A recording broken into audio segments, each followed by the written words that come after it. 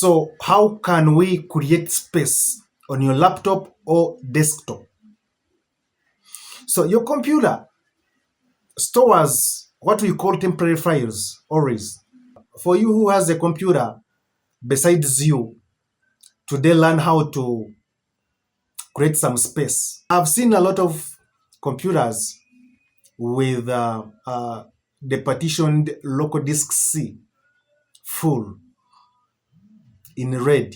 You should not let your computer local disk C, if partitioned, go in red. That's haram. Let's rush to the computer and then we see what we can do. I'm giving you a quickest way to do that. First, let's see this. You're going to have your computer like this. This is my desktop. You are who is watching right now. So yours can be a desktop, but I'm now using a laptop. But all the same, Windows 10. So we're here to see how we can create space on this computer of ours. What I have to do is run directly to the Windows button here in the corner. Are you seeing it? Here, around here. When you press Windows, maybe here you're going to go around the way. Just come here. You see where? Type here to search. In this bar, search bar, in the down left corner. Are you seeing it? Then you're going to click there. Let your cursor, once you click, this page will be opened up. Now what you have to do is go on your keyboard and type %. Percent is a shift and 5. You press shift and then 5. That is %. You have seen the percentage icon or the percentage symbol. Then after that, type temp. Temp as T-E-M-P. You're seeing it? T-E-M-P. Then again, add a percentage signal at the end. Now you see, if you type %temp %, it's going to bring this one.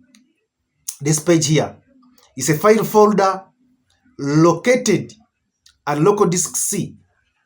It's always storing these temporary files, and when they continue being many, it means your file or your space is going to be utilized for nothing, because they are temporary. What you're seeing is temp files, which means they are temporary files. So when you let these temporary files keep occupying your computer, you're not using them, you're not referring to them, you're not doing what? It means you're wasting your space. So, number one, you just open. When you open, you click on that or you just press enter. Then when you open, all what you're seeing here are temporary files. You see? They are temporary files, you see? In this case, on my computer, I only have these ones. But for you, I know you'll be having as many as possible. There will be too many, which occupy some gigabytes of some space. Now, what you have to do is you select all. How do we select all? You press Control A. When you press Control A, it means you have selected all. Then here, we have to delete. I know some of you, if I tell you to delete, you're going to run, you right click, and then come to delete. No, no, no, no, and no. You should not do this. Because once you use this format of deleting, it means you will delete, and then they will be all allocated to the recycle bin. What have you done? 0 times 0. Work done. That is 0 times 0 work done. Because now when these temporary files are deleted from here and they are allocated or sent to your recycle bin, the recycle bin will not empty the space. No. So the space occupied on your computer will be in megabytes or gigabytes, whichever size it is, will be still occupied. So what we have to do is, maybe if you use this kind of delete, you right click and come here to delete, then you will have to go back to the recycle bin and you empty the recycle bin. That way is when the space will be created.